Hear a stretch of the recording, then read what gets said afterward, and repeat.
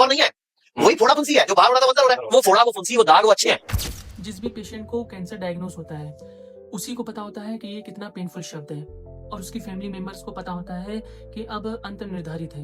भारत सरकार करोड़ों रुपए खर्च करती है नेशनल कैंसर कंट्रोल प्रोग्राम पे, और हजारों से ज्यादा लोगों की डेथ हो जाती है कैंसर से।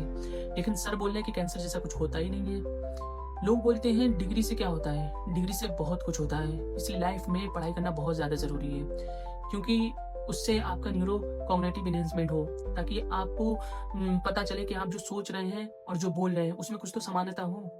ऐसे कुछ भी बोल देना, you are harming so many people just by your words. Let's not ignore this word called cancer. अब जिसके घर में कैंसर के पेशेंट है वही जानते हैं कि कैंसर क्या होता है।